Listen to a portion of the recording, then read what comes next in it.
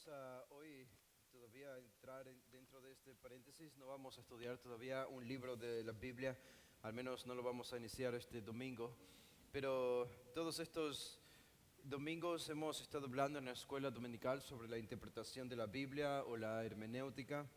El día de ayer y también el fin de semana pasado estuvimos hablando sobre la interpretación de la Biblia o la hermenéutica, pero a un grupo de pastores por medio de los simposios que organizamos, y pensé que era bueno porque esto nos permite ir en retrospectiva, ir a la inversa. Nosotros siempre aquí predicamos versículo a versículo la escritura, pero de vez en cuando también es importante recordar por qué lo hacemos, porque esa es nuestra convicción.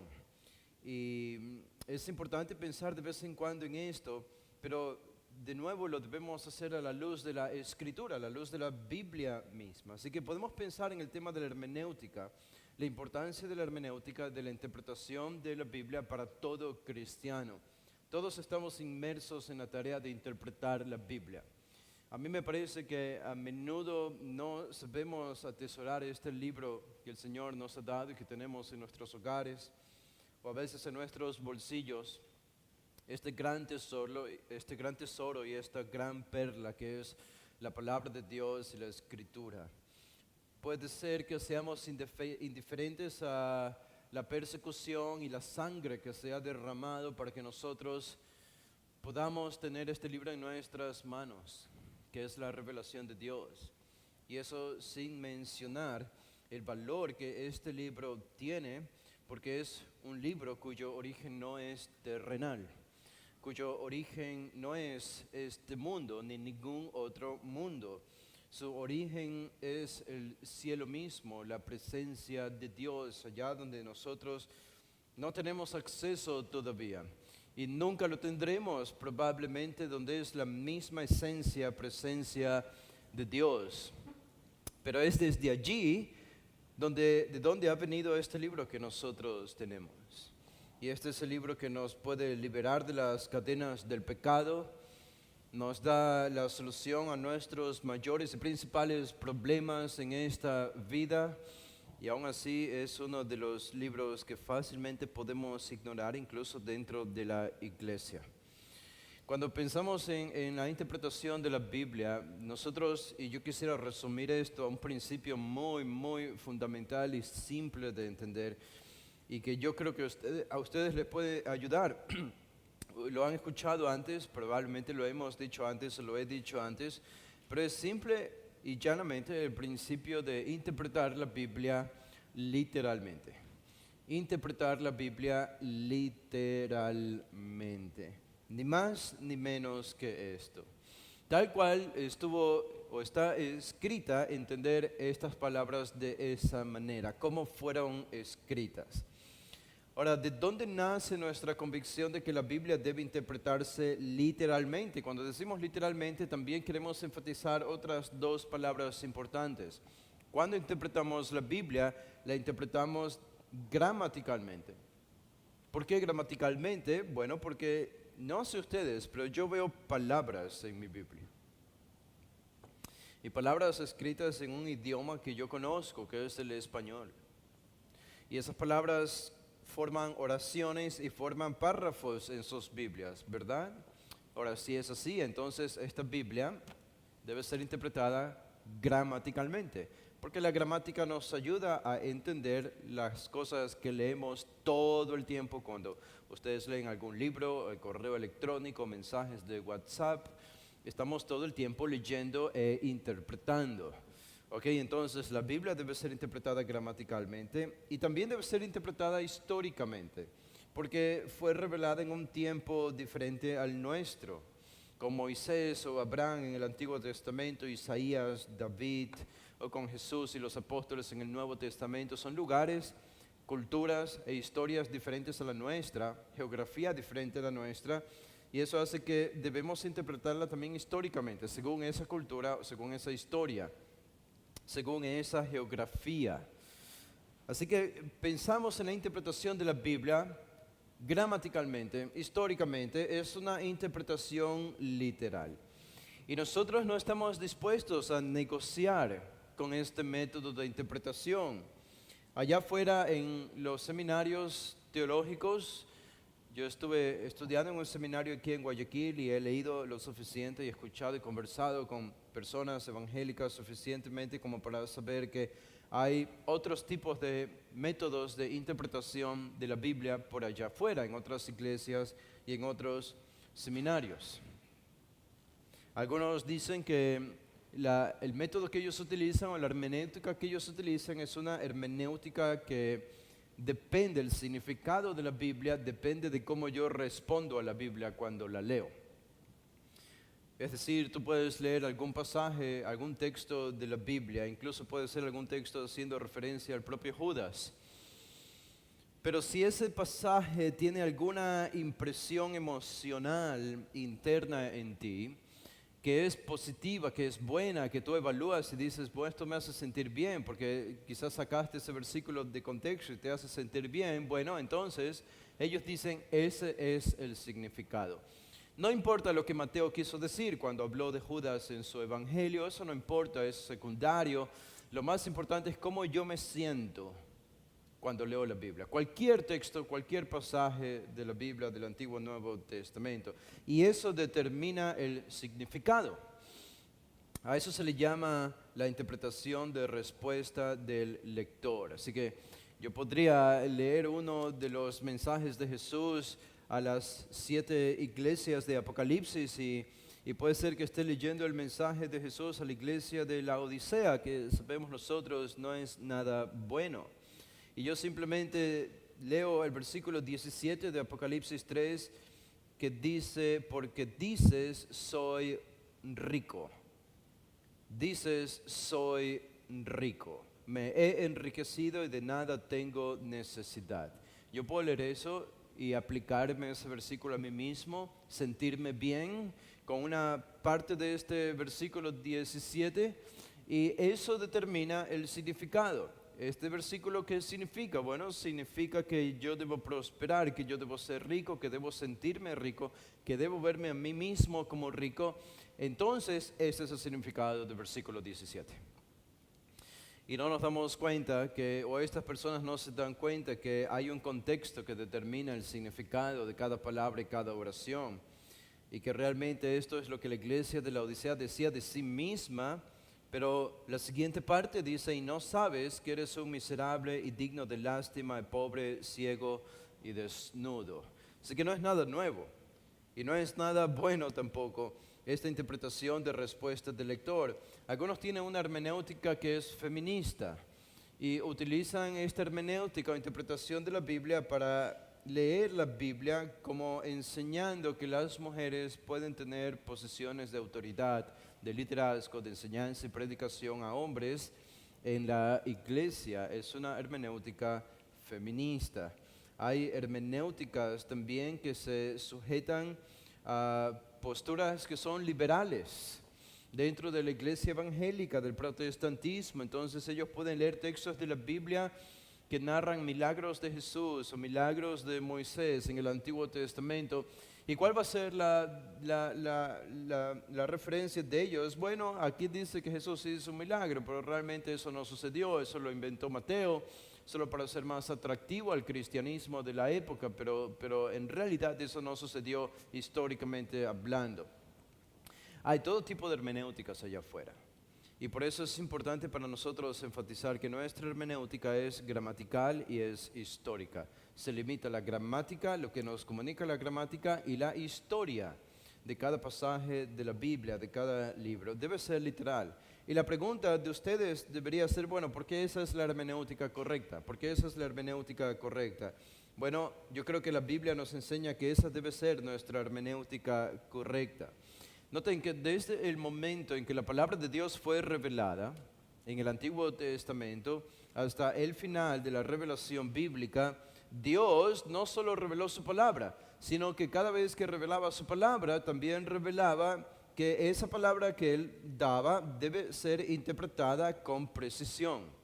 Es muy interesante reconocer esto, que Él siempre enunciaba alguna advertencia acerca de cómo los que recibían su palabra, su revelación, debían interpretarla con cuidado. Por ejemplo, en Deuteronomio capítulo 31 dice así, el versículo 10, Deuteronomio 31:10 dice: entonces Moisés les ordenó diciendo, al fin de cada 7 años, estoy leyendo la Biblia de las Américas, lo siento, no les avisé antes.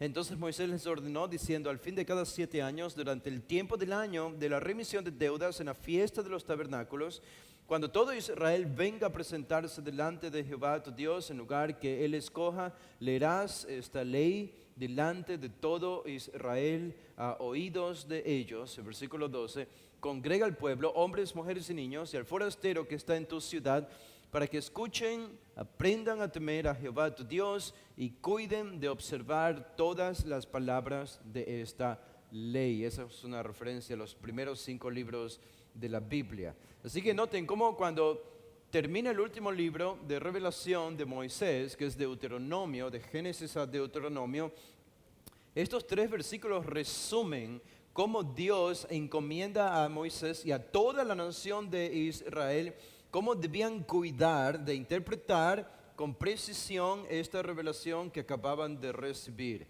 justo antes de entrar a la tierra prometida. Ahora, nosotros sabemos cuál fue el sucesor de Moisés. Ustedes saben, ¿quién fue? Josué, ¿verdad? Josué. Y Josué, en el capítulo 1, comenzando su carrera de servicio al Señor como líder espiritual y el líder general del pueblo en la conquista de Canaán, dice en Josué 1:7, uno de los pasajes más leídos por las iglesias evangélicas y menos practicados por las iglesias evangélicas.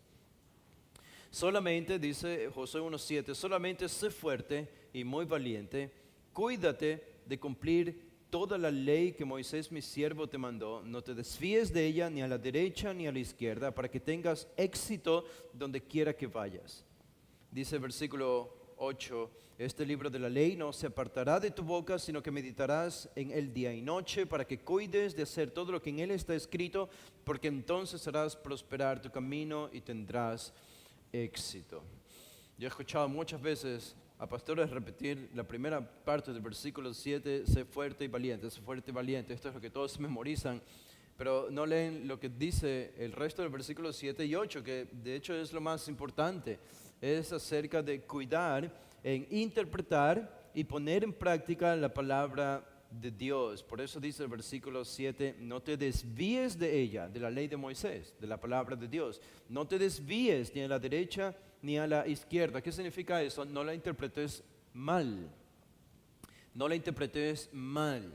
En otras palabras, tú no tienes autoridad de interpretar la Biblia como tú quieres. No tienes esa autoridad. Ahora, ¿puedes hacerlo sin que te caiga un rayo? Claro que sí, porque muchos lo han hecho, falsos maestros lo hacen. E incluso cristianos bien intencionados pueden hacerlo sin la intención de torcer la Biblia, pero pueden terminar torciéndola sin intención al no interpretarla correctamente. Eso solo significa que Dios es misericordioso, pero la admonición es clara. No tenemos derecho a interpretar la Biblia como nosotros queremos.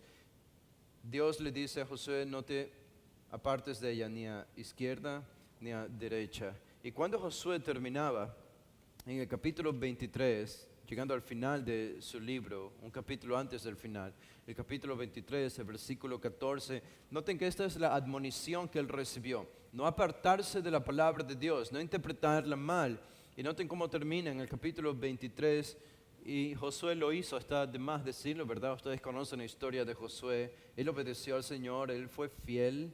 Y dice el capítulo 23, el versículo 14, en las palabras de Josué justo antes de morir, él sabía que iba a morir, y él dice, aquí hoy me voy por el camino de toda la tierra, es decir, voy a morir. Y vosotros sabéis con todo vuestro corazón y con toda vuestra alma que ninguna de las buenas palabras que Jehová vuestro Dios habló acerca de vosotros ha faltado. Todas os han sido cumplidas, ninguna de ellas ha faltado. Y Josué está aquí, de hecho, encomendando y enseñando a la siguiente generación que va a seguir viviendo en la tierra de Canaán, a seguir guardando esta palabra de Dios, la revelación. Llegó un tiempo de oscurantismo en el pueblo de Israel después de Josué, porque entramos al tiempo de los jueces. y en el tiempo de los jueces no había palabra del Señor. Digo, la ley estaba allí, pero el pueblo la desobedeció, la ignoró, la torció. Y eso nos lleva saltándonos el libro de Samuel al libro de Reyes. Y en el primer libro de Reyes, en el capítulo 2, aparece un personaje que va a ser conocido, aparte de Samuel, pero un personaje que va a ser conocido por su énfasis en la palabra de Dios, en conocer, recibir la revelación de la palabra, interpretarla y enseñarla también a otros, al pueblo, y ese es el rey David, el rey David. Y en el primer libro de Reyes, en el capítulo 2, David también estaba próximo a morir. Y él dice esto en el versículo 1, dice, y acercándose los días de la muerte de David, dio órdenes a su hijo Salomón, diciendo, yo voy por el camino de todos en la tierra. Sé pues fuerte y sé hombre. El versículo 3 dice, guarda los mandatos de Jehová tu Dios, andando en sus caminos, guardando sus estatutos, sus mandamientos, sus ordenanzas y sus testimonios, conforme a lo que está escrito en la ley de Moisés. Nota la importancia allí. Guarda, anda conforme a lo que está escrito en la ley de Moisés. En otras palabras, sé fiel en leer e interpretar lo que la ley de Moisés enseña para que puedas vivirla y seas bendecido, para que prosperes en todo lo que hagas y donde quiera que vayas. Así que David pasó el batón de la importancia de interpretar correctamente la palabra de Dios a su hijo Salomón, ahora el rey de Israel. Y de nuevo está de más decir, porque esto nos introduce al libro de los Salmos, y los Salmos están repletos de referencias sobre cómo entender la palabra de Dios, la importancia de interpretarla con precisión y meditarla en ella. Y también los profetas, no tenemos tiempo para hacer esto, pero los profetas fueron fieles en proclamar la palabra de Dios, la interpretaron correctamente y la enseñaron correctamente al pueblo, fueron fieles en sus ministerios, y por eso la marca autoritativa de toda predicación de los profetas del Antiguo Testamento siempre fue esta frase que sirve ya de código para ellos, servía, era así dice Jehová, así dice Jehová, no yo, así dice Jehová. Ellos fueron fieles en hacer esto. Ahora, cuando llegamos al Nuevo Testamento, Jesús es el ejemplo supremo para nosotros de prestar atención y cuidado a interpretar la Biblia cuidadosamente, con precisión. Él interpretó el Antiguo Testamento, él estudiaba e interpretaba el Antiguo Testamento. Como hombre que era, verdadero hombre, tenía que estudiar la Biblia y tenía que interpretar la Biblia, y de esa manera enseñaba la Escritura. ¿Cómo sabemos que Jesús era un intérprete de la Escritura? Bueno, sabemos porque, por ejemplo, en el Sermón del Monte, en el Sermón de la Montaña, en Mateo 5, cuando él habla a toda la multitud de los judíos, judíos que estaban acostumbrados ya a escuchar las enseñanzas de los rabinos, que venían de las tradiciones, y estas tradiciones habían oscurecido el significado real del Antiguo Testamento, Jesús hace una serie de correcciones en el Sermón del Monte, y vez tras vez va repitiendo a todos los que están allí escuchándole: oísteis que fue dicho por los antiguos, oísteis que fue dicho, pero él corrige y dice: pero yo os digo. Pero yo os digo. ¿Qué significa esto? Bueno, es simplemente él está diciendo: oísteis que fue dicho a los antiguos. Esa es una referencia a la interpretación judía que venía de la tradición que oscurecía el significado verdadero del Antiguo Testamento. Eso es lo que ellos habían oído, ¿ok? Una interpretación errónea, imprecisa del Antiguo Testamento. Y cuando él dice: pero yo os digo, no es que está inventando algo. No necesariamente está trayendo nueva revelación. Él simplemente está diciendo: pero esta es la correcta interpretación del Antiguo Testamento. Ustedes escucharon la mala, déjenme decirles cuál es la buena interpretación, la correcta interpretación. Ahí lo tenemos a Jesús. Jesús interpretando cuidadosamente el Antiguo Testamento. Él, siendo Dios, no se vio a sí mismo con la libertad de determinar el significado que él quería a textos del Antiguo Testamento. Jesús mismo sujetó su interpretación del Antiguo Testamento ¿a qué? A lo que los autores del Antiguo Testamento querían comunicar. Él mismo respetó esto, él mismo se subordinó, él mismo se sujetó a la intención que los autores del Antiguo Testamento querían comunicar. Él no se pasó por alto esto, él no ignoró esto, él se sujetó a esa intención. Y este es el principio clave.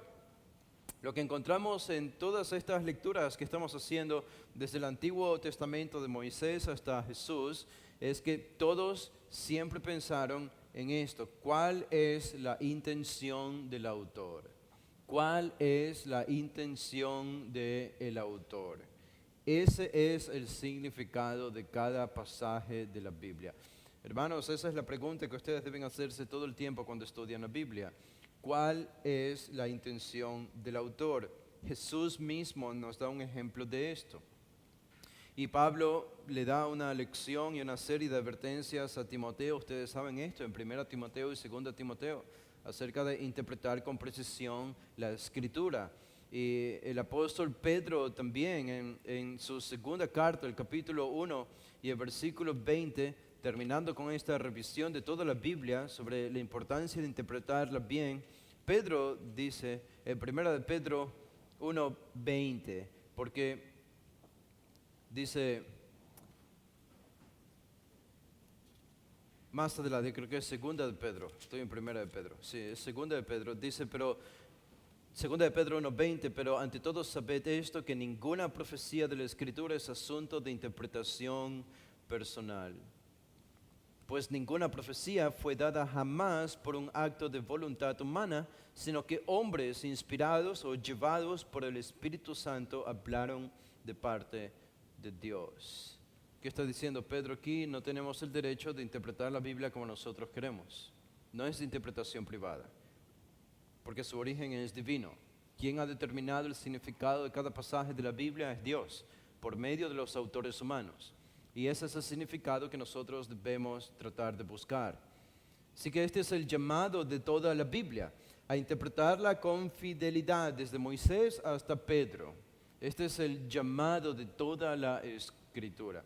Ahora, yo no es que crea que ustedes no saben eso o que no creen eso. Ustedes me están mirando como, bueno, pero ya sabemos esto, ¿por qué nos lo estás diciendo? Bueno, hermanos, es importante porque el nivel de fidelidad es diferente en cada uno. Es diferente. ¿Qué nivel de fidelidad tú tienes al interpretar la Biblia? Solo cada uno sabe y puede responder a esta pregunta. Pero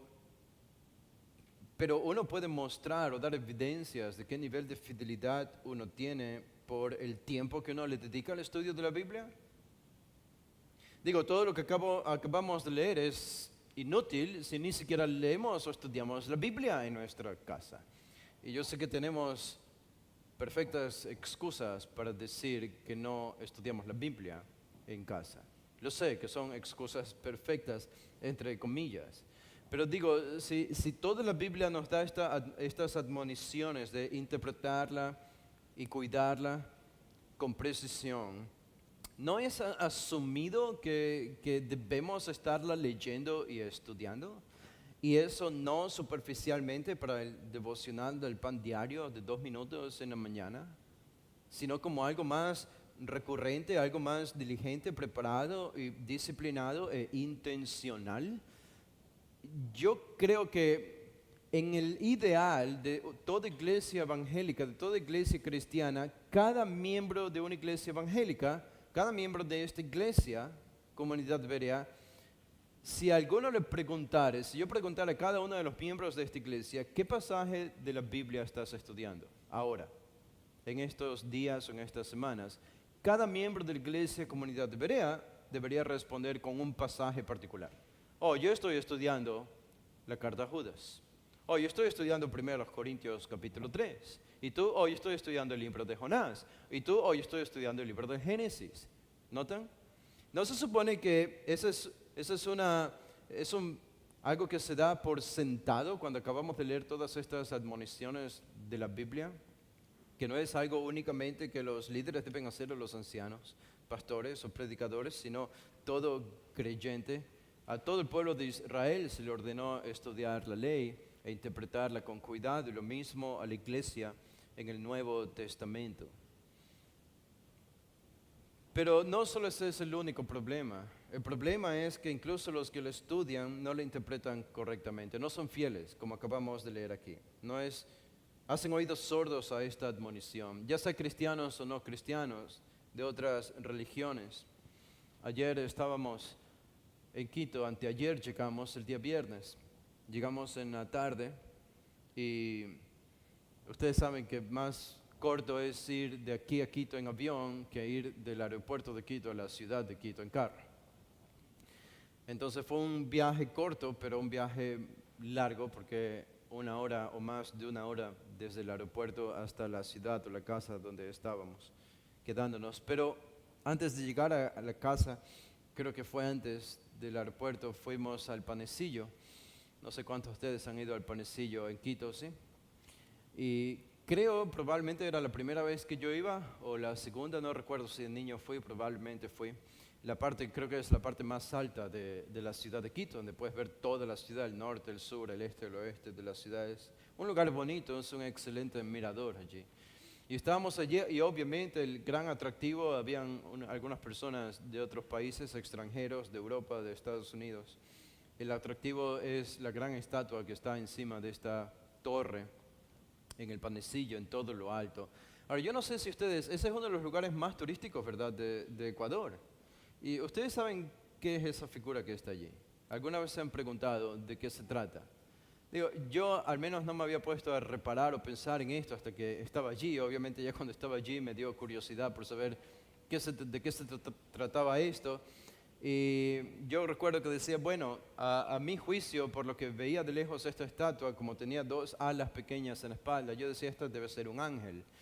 Según la Iglesia Católica, debe ser un ángel. Y alguien que estaba en el auto decía, no es un ángel, es María.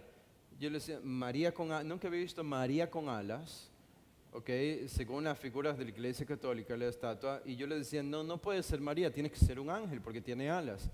Bueno, nos bajamos del carro, caminamos un poco por el Panecillo y nos acercamos a la descripción que hay de la estatua. Y cuando comenzamos a leer la descripción, la persona que hizo la estatua daba a conocer cuál había sido su interpretación de algún pasaje de la Biblia para hacer esta gran estatua. Y resulta que esta estatua eran las 2 cosas. Es un ángel y es María. Es un ángel y es María. La idea de ellos es que esta estatua representa lo que dice Juan en Apocalipsis 12. ¿Se acuerdan de Apocalipsis 12 cuando Juan dice que hay una mujer vestida del sol con 12 estrellas, con la luna debajo de sus pies, y que esta mujer está encinta, dice, que da a luz un hijo, que sabemos que es el Mesías y que es perseguido por el dragón, que es Satanás? Ahora, esta mujer interpretaba a este hombre, según la Iglesia Católica, él decía, es María. Él decía, es María. Pero no solo eso, porque esta mujer que está allí, que tiene las 2 estrellas, ustedes ven en el Panecillo, tiene esta imagen, pero esta mujer también en la estatua tiene una cadena en su mano. Tiene una cadena en su mano, y la cadena en su mano es una referencia al pasaje de Apocalipsis 20. Apocalipsis 20 enseña cuando el ángel aparece con una gran cadena en su mano para atar a Satanás durante 1000 años. ¿Ok? Y este es un ángel. Entonces, esa cadena, y se ve que la mujer está aplastando un dragón. Y la idea entonces es que para ellos, o para este autor al menos, que hizo esta imagen, esta estatua, han fusionado Apocalipsis 12 con Apocalipsis 20. Y estos son el mismo personaje. Para ellos, el ángel que aparece en Apocalipsis 20 es María, que ata a Satanás por 1000 años. Y es el mismo personaje de Apocalipsis 12, que es la mujer que estaba dando a luz a un hijo varón. Ahora, ¿cuál es el problema de eso? Bueno, los problemas son inmensos, obviamente, y no quiero desanimarles de visitar el lugar más turístico que tiene Quito. Es un error hermenéutico, lo siento, pero es como es. Pero pueden admirarlo por su belleza arquitectónica, supongo. o por la antigüedad que tiene, pero de bíblico tiene muy poco. Y nosotros sabemos que el personaje que aparece en Apocalipsis 12, esta mujer vestida del sol, con la luna debajo de sus pies y una corona de estrellas sobre su cabeza, aquí nosotros interpretamos hermenéutica, ¿verdad? Y decimos, ok, he dicho desde el inicio, la interpretación siempre debe ser literal, literal. Y nosotros morimos por ese principio. Sé que nos critican bastante, ¿no? Ustedes literalistas son, o biblistas, o hiperliteralistas, muy estrictos en interpretación literal. Ustedes, los dispensacionalistas, así nos dicen, muy literal, muy literal, muy literal. Bueno, pero la interpretación literal también reconoce figuras retóricas en la Biblia. Símbolos, metáforas, existen y están dentro de la interpretación literal. La pregunta que tú debes hacerte es, ¿cómo sé cuando el autor está enfatizando algo que es literal o algo que es simbólico o metafórico? Bueno, la respuesta es, hermanos, siempre es literal. Siempre, siempre, siempre es literal. Ese es el punto de partida para interpretar cada versículo de la Biblia. No importa si es profecía, poesía hebrea, cualquier pasaje de la Biblia siempre es literal. Ahora, si es interpretación literal, es descabellada. No tiene sentido con lo que el autor está diciendo. No tiene sentido con la realidad. O es una contradicción clara. Entonces significa que el autor está usando esa palabra, pero en un sentido simbólico o metafórico. ¿Ok? ¿Tiene sentido? Entonces, si yo leo Apocalipsis 12:1 y dice allí, y una gran señal, dice Juan, apareció en el cielo. ¿Ok? ¿Cuál es la señal? Dice una mujer. Ok, ¿cómo interpretas esa palabra? Una mujer. Bueno, Juan te está diciendo que es una mujer. No tienes que pensar si es María. No tienes que pensar si es la mujer samaritana o cualquier otra mujer. Él simplemente dice una mujer. Significa que tiene 2 ojos, una nariz, una boca, 2 brazos, 2 piernas, etc. Es una mujer. Ese es el punto de partida. Así tengo que interpretar la Biblia. Porque él usa la palabra mujer. Y él sabía lo que es una mujer, yo sé lo que es una mujer, ok, es una mujer. Pero noten cómo describe a esta mujer. Él dice una mujer vestida del sol. Vestida del sol. Ahora, imaginen eso. Ustedes tienen que imaginarlo porque es lo que Juan está diciendo. Imaginen a una mujer cuyo vestido es el sol. ¿Cuál es el problema de eso? ¿Qué pasa si una mujer aquí se viste del sol? Su ropa es el sol. Ya no hay mujer, ¿verdad? Porque se quema y desaparece, se vuelve cenizas. Entonces, entiendo que aquí hay algo que no tiene sentido. Y si no tiene sentido, significa que Juan no está pensando en una mujer literal. Está pensando en otra cosa, pero usa la palabra mujer. Pero aquí hay un símil, o hay un símbolo, o hay una metáfora. Entonces yo comienzo a pensar, ok, si no tiene sentido una mujer vestida del sol, porque si no, no podría resistir, se quema. Entonces Juan no está pensando en una mujer de carne y hueso, está pensando en algo diferente. ¿Qué representa la palabra mujer aquí? Bueno, Juan mismo nos lo va a decir, a veces lo dice de manera explícita o a veces de manera implícita, pero él sigue describiendo a esta mujer, dice, y una corona de 12 estrellas sobre su cabeza. Y dice el versículo 2, estaba encinta y gritaba estando de parto y con dolores de alumbramiento. Así que está vestida del sol, la luna debajo de sus pies y una corona de 12 estrellas sobre su cabeza. ¿A qué les suena esto? ¿O a qué les recuerda esto? ¿Les recuerda algo en el Antiguo Testamento? Esta imagen del sol, la luna y las estrellas se doblegaban, se postraban ante qué personaje en el Antiguo Testamento, ¿se acuerdan?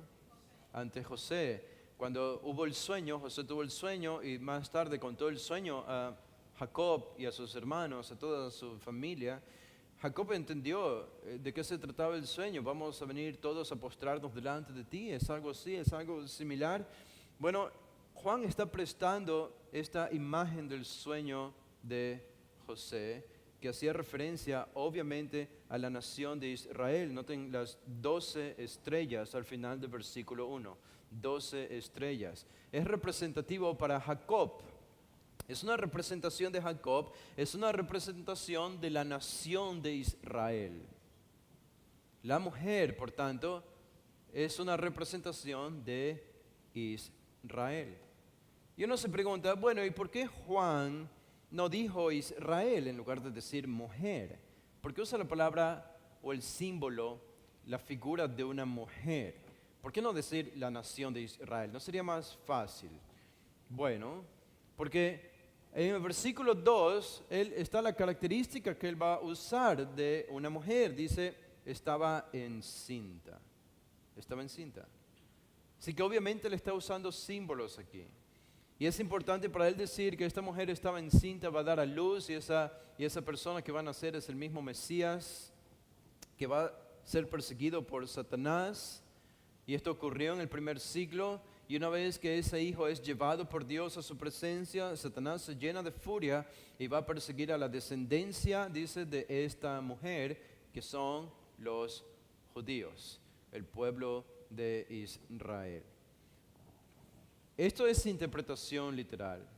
No es tan difícil como esto, es simplemente hacernos la pregunta, ok, voy a entender cada palabra como el autor la está utilizando y después me voy a hacer la pregunta, ok, ¿aquí hay símbolos o no? Si tiene sentido, perfecto sentido, no tiene que ser un símbolo o metáfora, es tal cual lo dice el texto.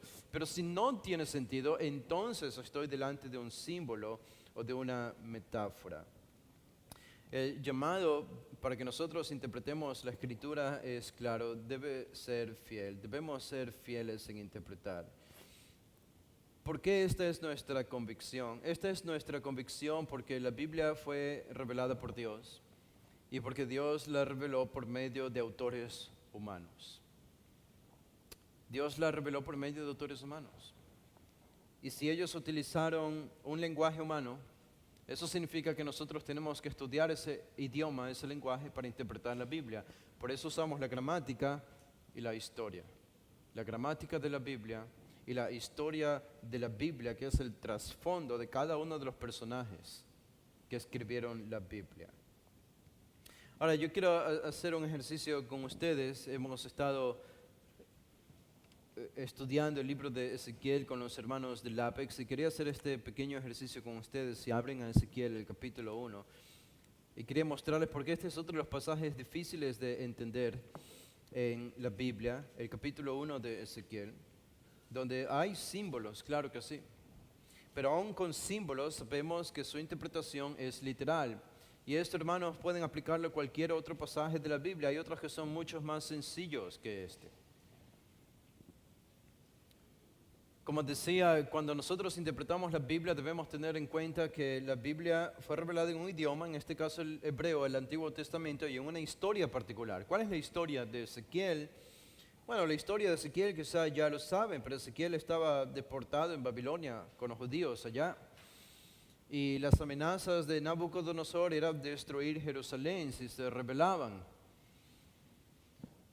Cuando Ezequiel es llamado por el Señor al ministerio, el pueblo de Judea, Jerusalén, venía de una larga trayectoria de pecado y de desilusión.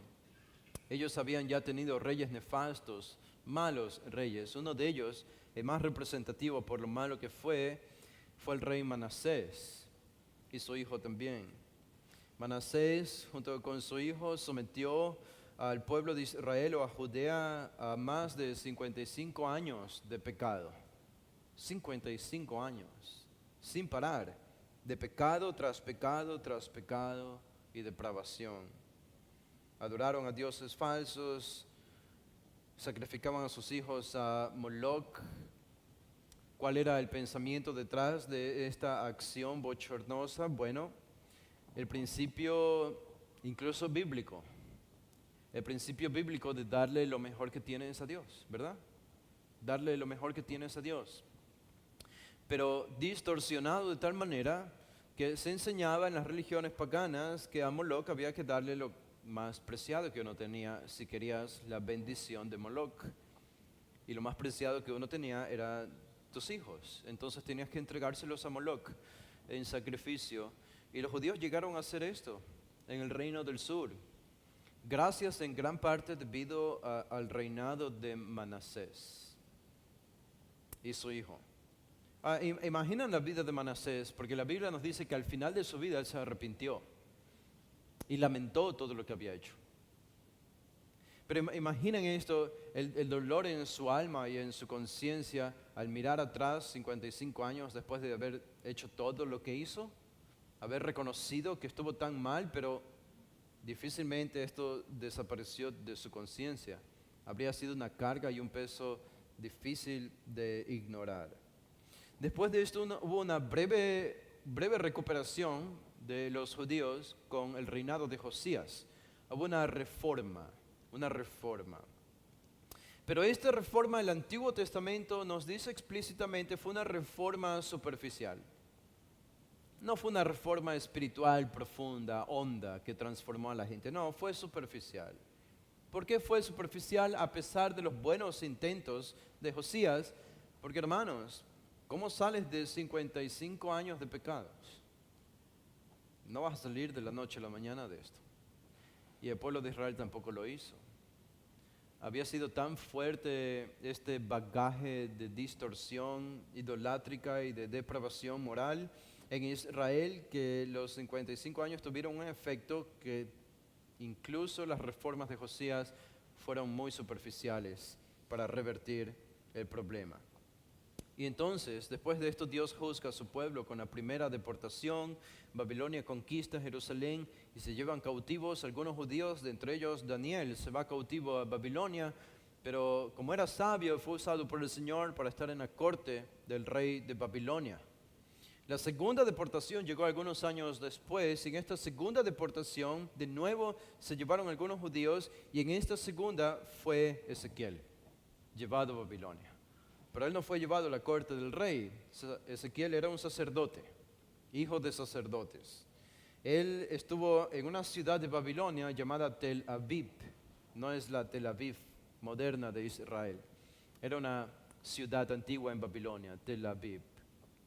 Y allí estuvo con los judíos junto al río Quebar. Todos lamentando, Jerusalén conquistada, sin rey, había quedado uno que no era un rey allá en Judea, que no venía de la línea real. El rey de la línea real estaba en Babilonia, expatriado también. Así que estos judíos no tenían tierra, no tenían rey. Jerusalén amenazada constantemente, aunque el templo todavía estaba allí, pero amenazados constantemente, sin poder tener acceso a la adoración a Jehová, recordando probablemente sus pecados pasados y la triste historia. Ahora es en este instante cuando Dios llama a Ezequiel para profetizar a su pueblo y darles su palabra. Pero antes de que Dios le entregue la revelación a Ezequiel para que comience a profetizar al pueblo, noten que hay una preparación. Y esa preparación consta de 3 capítulos en Ezequiel. 3 capítulos, capítulos 1 al 3.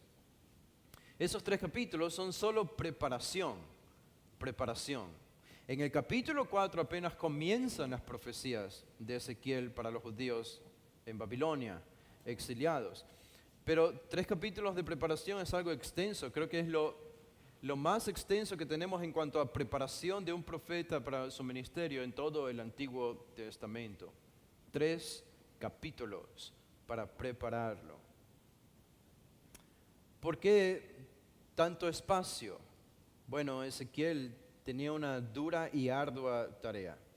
Pero no solo el espacio de 3 capítulos para prepararlo a Ezequiel, sino cómo Dios lo prepara, de qué manera. Noten el capítulo 1. Esta es la manera, y así comienza el libro de Ezequiel. Dice versículo 1, sucedió que en el año 30, al 5º día del 4º mes, estando yo entre los desterrados junto al río Quebar, los cielos se abrieron y vi visiones de Dios.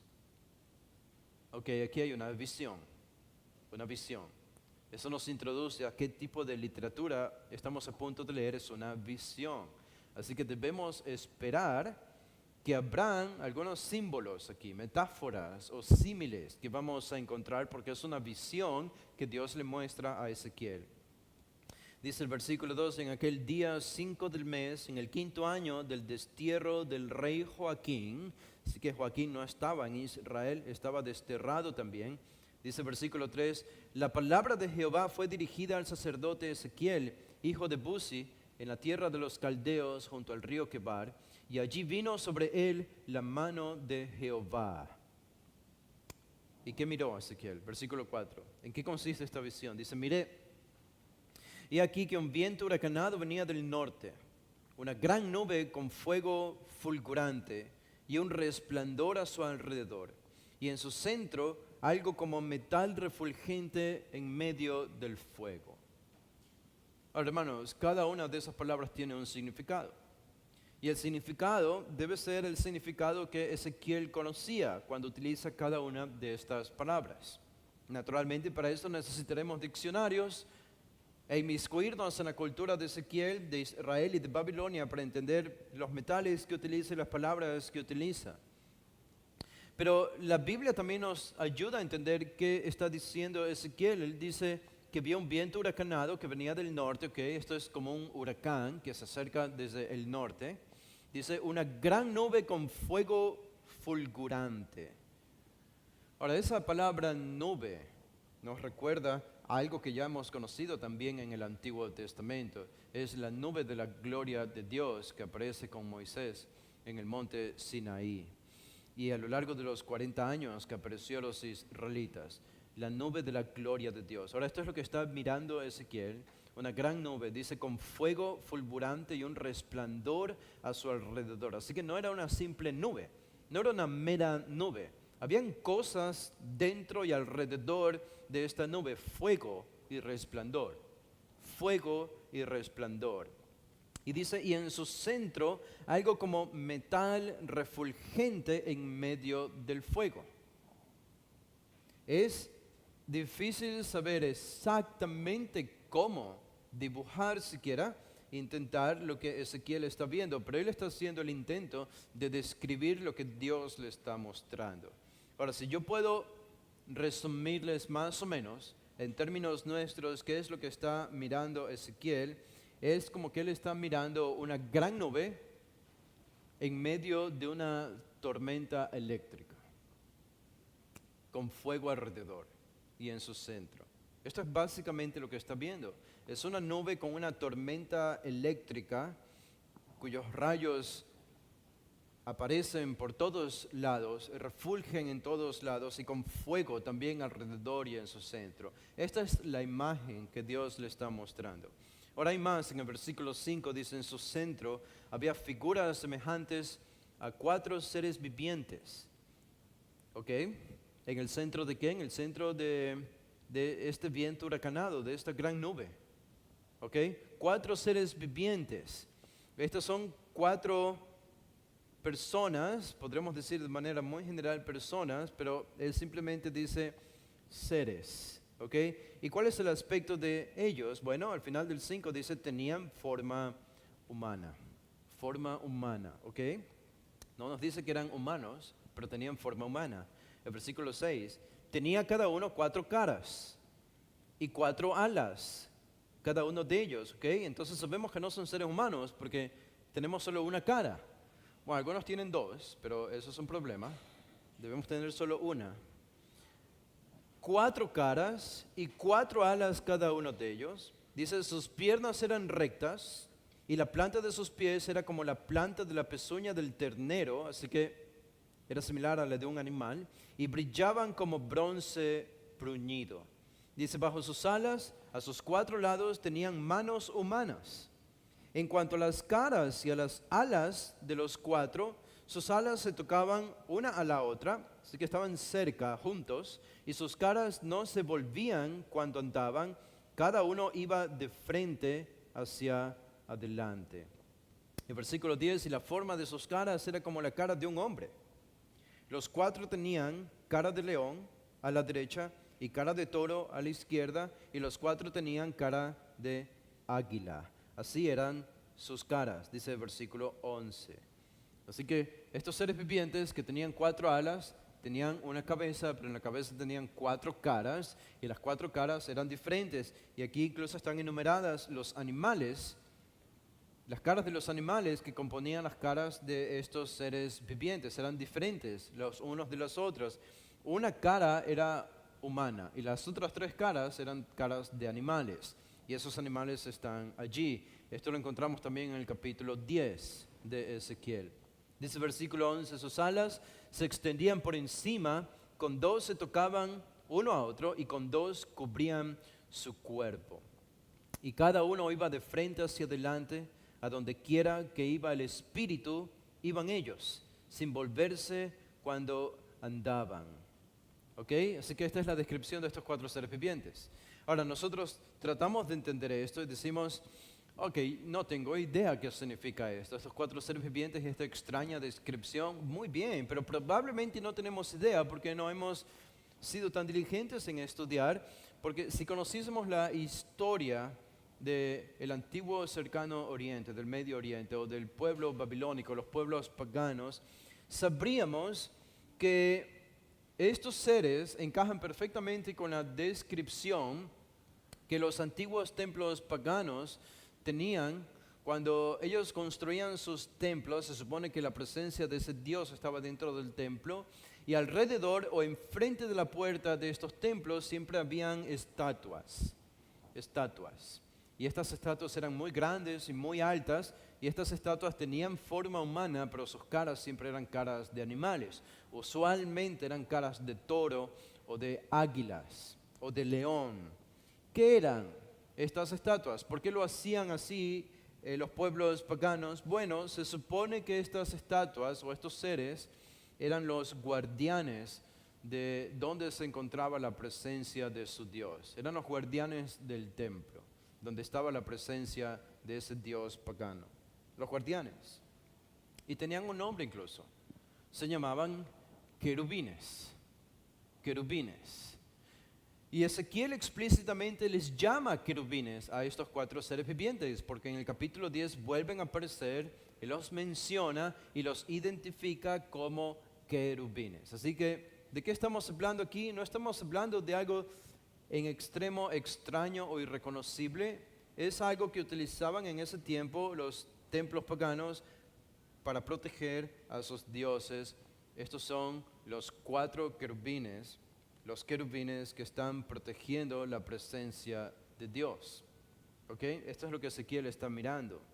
Ahora, noten lo que dice el versículo 13. En medio de los seres vivientes había algo que parecía carbones encendidos en llamas, como antorchas que se lanzaban de un lado a otro entre los seres vivientes.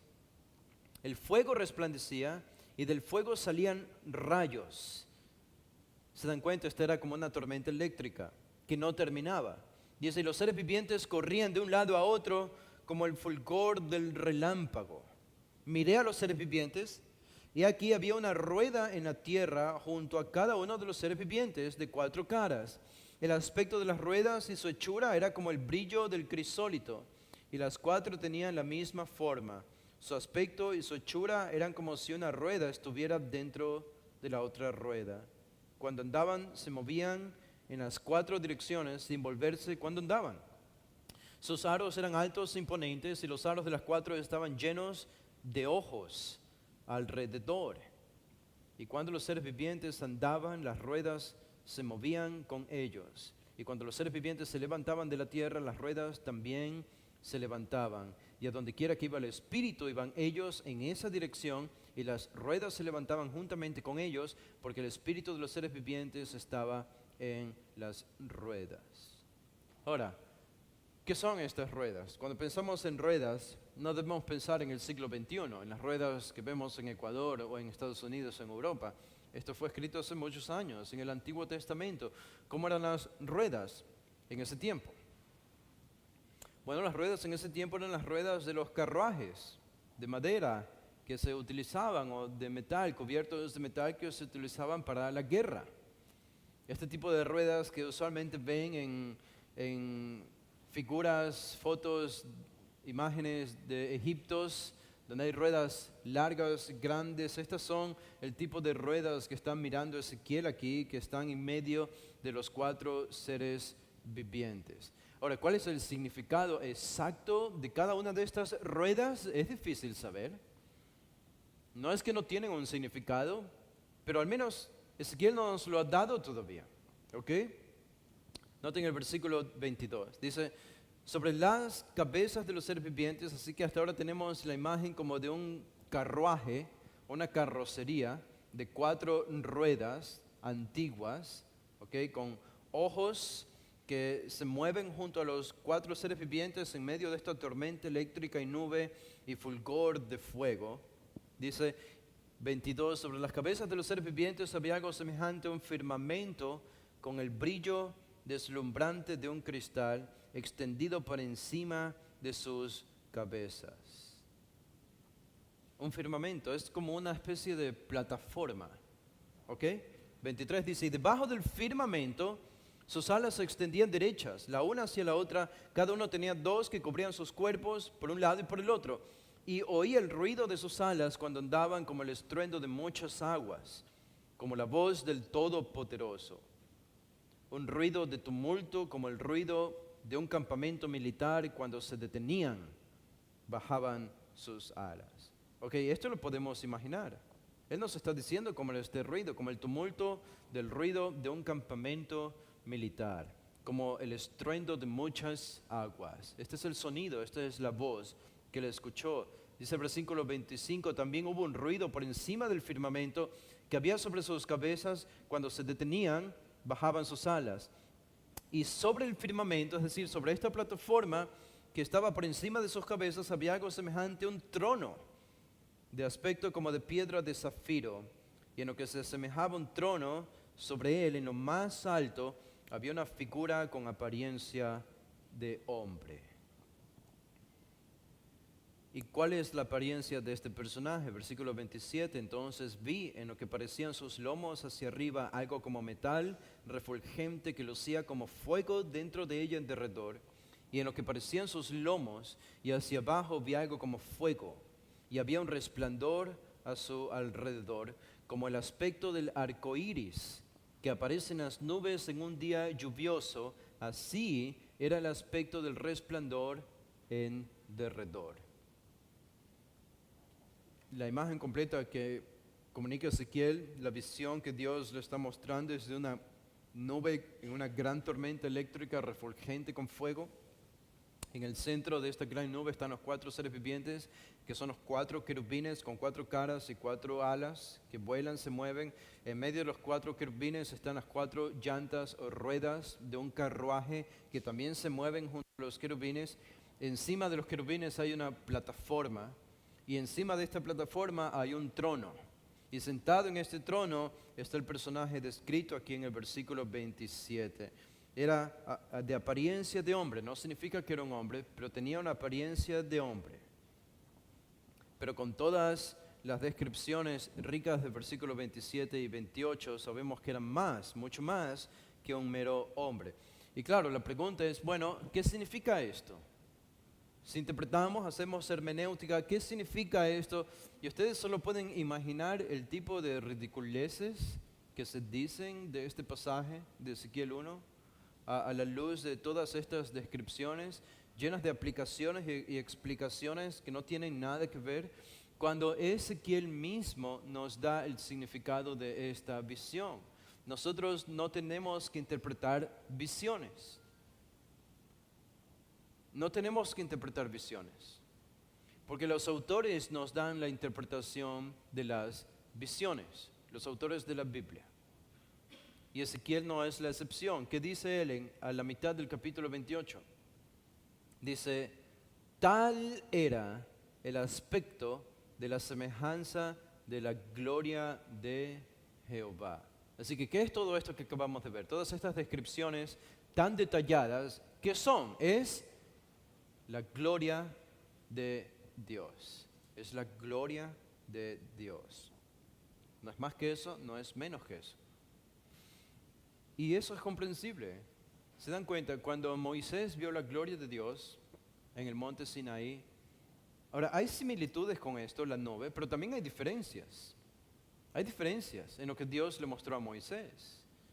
Y Moisés vio esa gloria y su rostro resplandecía cuando hablaba con los israelitas. Cuando Salomón terminó de construir el templo y lo consagró, también Dios le mostró la gloria de Dios. Por medio de una nube, algunas similitudes, pero también con unas diferencias, esa nube llenando, el humo llenando el templo, los atrios del templo que él había construido, Salomón vio la gloria de Dios, pero era diferente a lo que Ezequiel está viendo aquí. Dios le mostró algo de su gloria a Isaías en el capítulo 6, pero Isaías vio algo diferente a lo que Ezequiel está viendo aquí. Y sin embargo, todos estos personajes vieron la gloria de Dios. ¿Por qué es tan diferente la una de la otra? Lo que vio Moisés, de lo que vio Salomón, de lo que vio Ezequiel, de lo que vio Isaías. Si es la gloria de Dios, ¿por qué es diferente? Porque, hermanos, es la gloria de Dios. Y la gloria de Dios no puede ser limitada a una sola figura, es infinita. Y Dios le mostró de una cierta manera particular su gloria a Ezequiel, como no la vio Moisés, como no la vio Salomón y como no la vio Isaías. Pero esta es la descripción más extensa que tenemos de la gloria de Dios, al menos en estos profetas que el Señor llamó para un ministerio. ¿Y cuál fue la reacción de Ezequiel? La respuesta de Ezequiel al final del 28 dice: cuando lo vi, caí rostro en tierra. Caí rostro en tierra. Esto es verdadera adoración, ¿verdad? Esto es adoración. Nosotros adoramos correctamente a Dios cuando conocemos su carácter, su carácter. Y él oyó una voz que hablaba. Y nos preguntamos, bueno, ¿por qué Dios le mostró esto a Ezequiel? Porque no lo vieron los demás. Esto solo lo vio Ezequiel. No lo vieron los judíos que estaban allí. No hay ninguna mención de ellos. Solo Ezequiel lo vio. Bueno, porque en el capítulo 2, que buenas noticias para ustedes, no los vamos a estudiar hoy porque ya estamos terminando. Pero en el capítulo 2 y el capítulo 3 tenemos el llamado que Dios le hace a Ezequiel. Y este llamado es un llamado muy particular porque Dios dice en el versículo 3: te envío a los hijos de Israel, a una nación de rebeldes que se ha rebelado contra mí. Ellos y sus padres se han levantado contra mí hasta este mismo día. ¿Cómo son ellos? Versículo 4, de duro semblante y corazón empedernido. A ellos les dirás: así dice Jehová el Señor. Ellos no te van a escuchar, versículo 5, escuchen o dejen de escuchar, porque son una casa rebelde. Al menos sabrán que hubo un profeta entre ellos, y tú vas a estar entre ellos. Es como estar entre cardos y espinos, dice el versículo 6. Vas a estar es como sentarte con escorpiones. No sé si ustedes se han sentado con escorpiones en algún lugar en el desierto o en una casa abandonada. Pero así le dice Dios a Ezequiel: así será estar con los judíos en Babilonia. Van a tratar de hacerte daño, van a odiarte, van a rechazarte. ¿Por qué? Al final del 6, porque son una casa rebelde. Así que les hablará, versículo 7, escuchen o dejen de escuchar, porque son rebeldes. Qué duro, ¿verdad? Ezequiel tuvo un ministerio de 22 años. 22 años. El Señor lo llamó a hablar y a predicar al pueblo de Israel. Y estos 22 años, la característica del pueblo iba a ser la rebeldía y el rechazo a lo que Él tenía que decirles a este pueblo. ¿Se dan cuenta lo duro que es un ministerio como este? Es como si Dios le dijera a alguien: te voy a llamar a ser pastor, vas a predicar a un pueblo, a una iglesia por 40 años. Excelente, muy bien. Pero los 40 años van a rechazarte. Los 40 años no van a escucharte. Los 40 años no van a aplicar la palabra, no van a escuchar. Tus estudios aparentemente van a ser infructíferos porque ellos no van a querer obedecer. Las horas que pasas estudiando para preparar y predicar, a ellos les va a parecer poca cosa las cosas que tienes que decirles, y van a preferir escuchar a otros maestros que les dicen cosas más interesantes. Pero no te van a escuchar a ti. Y ese es tu ministerio. 40 años o 22 años en el caso de Ezequiel. Wow, no es nada fácil. Y este es el llamado que Dios le estaba haciendo a Ezequiel. Y Dios le advierte a Ezequiel: no te vuelvas tú rebelde como ellos. Tú debes ser diferente a ellos, en el versículo 8. Se supone que debes ser diferente. Ahora, ¿cuál es tu tarea, Ezequiel? Bueno, al final del 8, abre tu boca y come lo que te doy. Y usa esta imagen bastante explícita de cómo debemos internalizar la palabra de Dios, no solo hablando de pastores o profetas en el Antiguo Testamento, hablando de todo cristiano. Abre tu boca y come lo que te doy. Dice el versículo 9, entonces miré y aquí una mano estaba extendida hacia mí y en ella había un libro en rollo. Él lo desenrolló delante de mí y estaba escrito por delante y por detrás. Y en él estaban escritas qué cosas, lamentaciones, gemidos y ayes. En otras palabras, el contenido de este rollo, de este libro es juicio, condenación. Vas a confrontar el pecado del pueblo de Israel, de los que están al menos aquí en el exilio babilónico. Y Ezequiel, esto es lo que tú tienes que comer. Tienes que entender esta revelación, esta palabra, tienes que interpretarla y tienes que comunicarla, predicarla. Noten el capítulo 3, dice, y él me dijo, hijo de hombre, come lo que tienes delante, come este rollo y ve, habla a la casa de Israel. Abrí pues mi boca y me dio a comer el rollo. Entonces me dijo, hijo de hombre, alimenta tu estómago y llena tu cuerpo de este rollo que te doy. Y lo comí y fue en mi boca dulce como la miel. Porque era la palabra de Dios, por eso fue dulce como la miel. Y Ezequiel objetó a esto, ¿saben? A él no le gustó esta idea de predicar a un pueblo duro y rebelde. Pero Dios no solo lo llamó a hacer esto, Dios lo capacitó para hacer esto. Ven el versículo 8, 3:8, dice, he aquí, he hecho tu rostro tan duro como sus rostros, y tu frente tan dura como sus frentes. Como esmeril más duro que el pedernal, he hecho tu frente. No les temas ni te temorices ante ellos, porque son casa rebelde.